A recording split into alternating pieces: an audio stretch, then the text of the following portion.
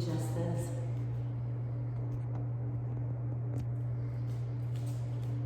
Hi everybody. I had a couple of requests from students to have some assistance practicing handstands. Kara and her husband maybe wanted to try, and so that's what this is. So this is to help you a couple strategies and tips for practicing handstands in yoga. The first thing I'll say is you want to be warm. You don't want to start kicking up when you're not warm for fear of overstretching your hamstrings. So I'll warm up with you. It's pretty cold in here with a few sun salutations, and then we'll start to play with turning ourselves upside down, okay? So stand at the top of your mat, hands in heart center. Take a big inhale as you reach up and look up. As you exhale, dive forward, really soft knees, no stress to the backs of the thighs when we're not warm. On your inhale, halfway up. So if you're bendy, your fingertips are on the floor. If you're not so bendy, your fingertips come to your shins. And then pause the breath as you step or hop back. If you're stepping, you'll alternate which footsteps first. And then exhale, high to low. Inhale, roll over the toes, lift your heart. Exhale and bow your head to your heart, downward facing dog. With a deep breath in. And a deep breath out. A deep breath in. And then exhale fully with forward and step and float to your hands. On your inhale, halfway. On your exhale, forward bend. On your inhale, all the way up and reach up and look up. Exhale, dive into your forward bend again. Halfway, high to low, exhale. Back bending, inhale. Downward facing dog, exhale. Deep breath in. Deep breath out. Deep breath in. Look forward, exhale fully, and step or float. On your inhale, halfway. On your exhale, forward bend again. On your inhale, all the way up, and reach up and look up. Exhale, all the way back down. Forward bending. Inhale, halfway. High to low, exhale. Back bending, inhale. Downward facing dog, exhale. Just warming up. Particularly the back of the legs. Deep breath in, deep breath out. Deep breath in. Exhale fully and step or float. Halfway and melting. All the way up. All the way down again. Halfway and flowing. Halfway down or all the way. On the tops of the toes. Exhale, downward facing dog. Deep breath in. Deep breath out. Deep breath in. Exhale, fully step and flow. Couple more. Inhale, halfway. Exhale and forward bend again. Inhale all the way up. Exhale all the way back down. Halfway. And flowing, high to low. Back bending, downward facing. Deep breath in. Deep breath out. Deep breath in.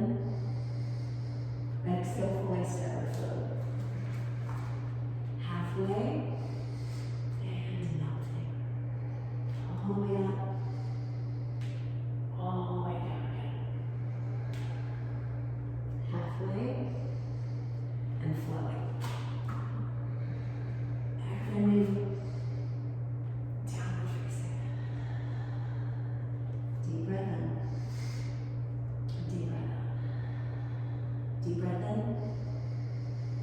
Exhale, fully step or float. Last one. Halfway and melting. All the way up. All the way down again. Halfway, high to low. Back bending, downward facing dog. Exhale.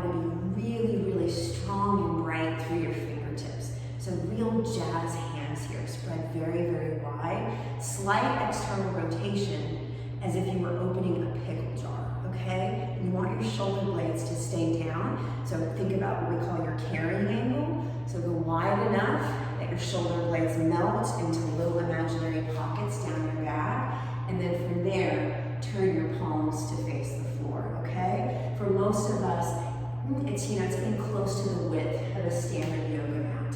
Okay, the wall is great for some things and not so great for other things. For most, it's a safety. So people start at the wall because it helps them feel safe, true.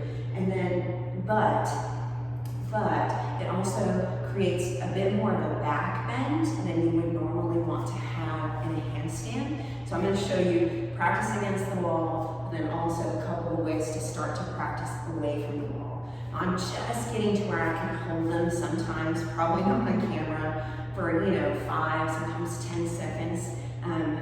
But I'm definitely not afraid. So anyway, so I'm not saying I'm the end all be all for handstands. I'm still practicing. I've been practicing them every day for going on 6 weeks now. Okay, so jazzy right hands, shoulders mounting down the back, strong arms. So a lot of times people will break at their elbows when they start to kick up. You want your arms really strong. If you're really bendy, like me, make sure the creases of your elbows point in to each other. So elbow creases point in and not forward. Okay, so you start pretty close to the wall. I'm only about 6 inches away from the wall. I've got my jazzy right hands, fingers spread wide, slight external rotation. Start with the leg that you just would naturally want, so don't think about it too much, and start with that foot in. And you want to be almost vertical before you kick up. So what I mean is you're not starting way behind here. You're starting pretty close to vertical, with your wrists almost over your elbows, almost over your shoulders, okay? One foot steps in, we're high on the ball of that foot, like a sprinter. And then you really want to think about reaching that top leg up to the sky. Go hard. You may not make it to the wall right away, but there's a value in just trying, okay? Just practicing the kick, even if you don't quite make it. So here we're going to practice this kick.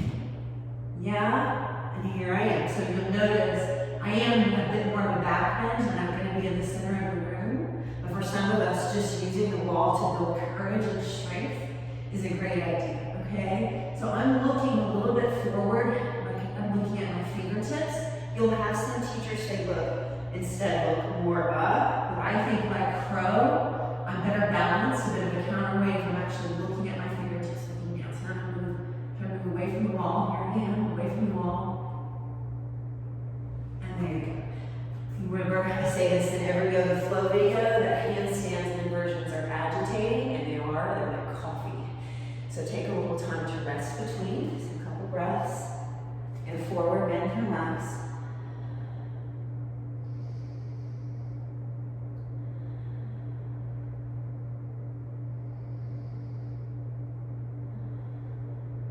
Okay, and then you want to make sure you kick on both legs. So you have a leg that you prefer, the one you did without thinking, and now switch. Okay, jazzy right hands, slight external rotation, elbow creases point in, strong arms, kind of come from a down dog, but then you're going to shift forward, so you're almost vertical already. I'm a sprinter, so I'm high on that forward foot, and I'm really going to think about reaching through the wall with my back foot, okay? So a very strong and dynamic kick. Okay? So I'm looking at my fingertips. You gotta really have life through your feet, so I'm flexing my feet and pulling my toes back. Strong arms, and I'm gonna try 10 toes, and now I'm away from the wall and holding. And there we go. Take a few minutes to breathe in between. Again, even if you're not making it up to the wall, as one of my friends and fellow yoga teachers says, it's like being a butterfly in a cocoon. If you let the butterfly out too soon, it dies, because it has to beat its wings against the walls of the cocoon in order to fly. So you're just the butterfly in the cocoon still. It will happen. A couple breaths.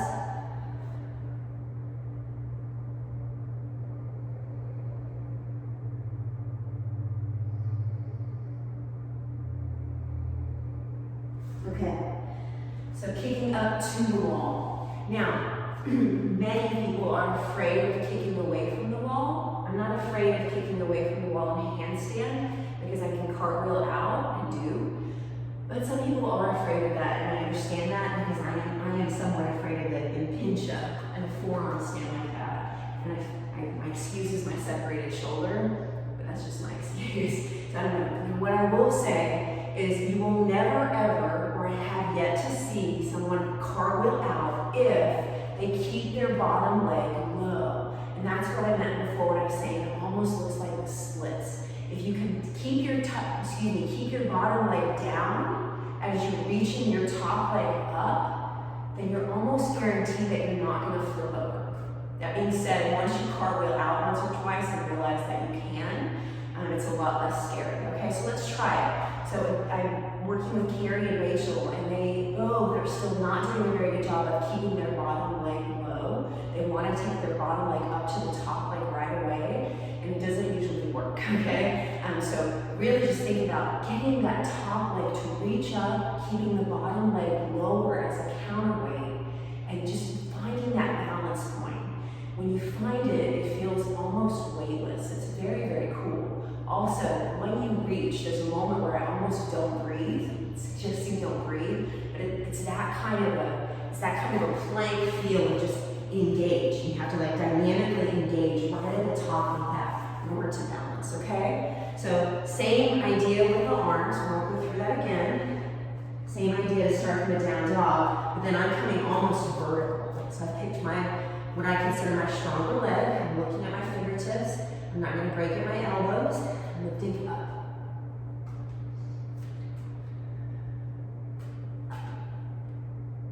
See how I'm keeping my bottom leg really low. And now, you see I have that moment of balance, but I'm not trying to bring my bottom leg up to meet my top right arm. Up. Rest a little in between. Very agitating. It's like coffee. I wouldn't want to do it at midnight.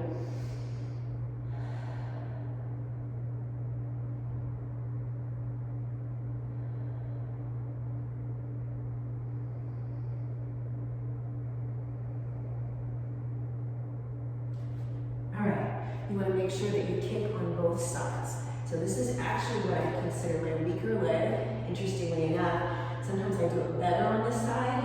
Like I said, being on camera means everything doesn't work quite as smoothly as it would if I were alone here and no one watching. Here we go. So from down dog, everything I've already said about the arms, the sprinter, looking at my fingers, and lifting.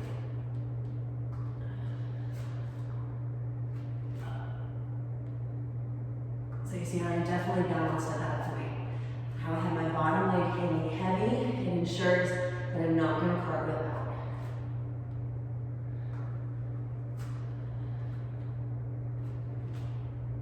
There we go. So now that's balanced. That's balanced.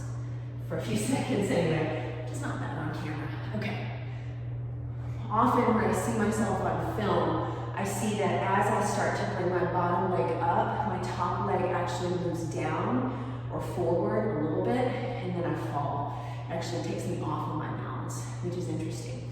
All right, progressing. Again, there's value in trying it, even if you're not doing anything but just doing what we call donkey kicks. It's still building strength. There's still a butterfly, okay? So another way to try handstand is to try to kick up with two legs at one time, like a hop. Eventually, there are teachers who can just pike up, which some of us can do in headstand, but not handstand as of yet. So this would be two legs. So now I'm coming almost vertical. I'm looking at my fingers. I'm lifting up. As soon as you can get your very heavy pelvis over your wrists, you're in good shape. There we go. Balance for a second or so. So that is the hop. Now, a couple of tips. You're going to say, maybe yours doesn't look like that. That's okay. You want to think about, when you're in vertical, you want to think about pulling your feet in fast. So my feet come into my body really, really fast. I'm making myself, sometimes you guys who know me from bar, I would say a shorter lever. So I'm giving myself a shorter lever so that it's easier to get my pelvis over my wrist. I'll try one more time. Not doing too bad enough for on camera. And also having already practiced. All right. Everything we already know.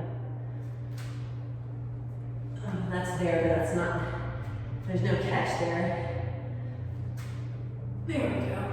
So that's balance. Perfect.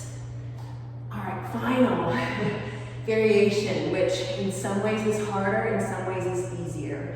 In Pilates, we call an exercise harder when you have to stop more dynamic motion. So what makes one Pilates mat exercise more difficult is there's more movement and you have to use your core stabilizers to stop the movement. And this is also true for handstand. So when you're kicking up like that, that's a big motion that you have to stop in midair unless you have a wall.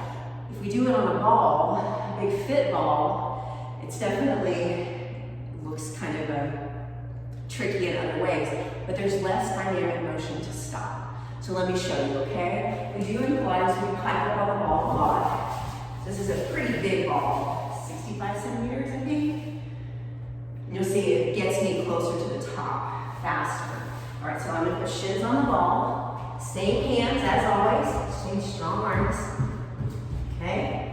And then I'm gonna lift myself up. I'm looking at my fingertips, and just practicing being vertical like this, there's so much value in that, just being vertical.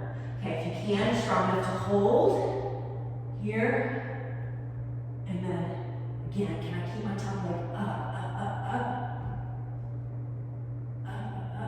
as my bottom leg comes up, balanced, very, very balanced. Less dynamic motion to stop. I think I've told you guys enough. If you do that, I know there's a fear factor in that, make sure you do it with both legs, okay, because that's a lot of psoas, hip flexor strength, to hold the bottom leg, to hold you in that vertical position on the bottom leg while you lift the top leg up, and you want to make sure you strengthen those muscles equally. Make sure when you get on the ball, it's on your shins, it's at the very tips of your toes to get vertical. There's also value in having someone tell you when you are vertical or filming yourself. So I'd love to hear feedback. I'd love to see your handstands if you're willing to share. I hope this was helpful. I'll see you guys soon.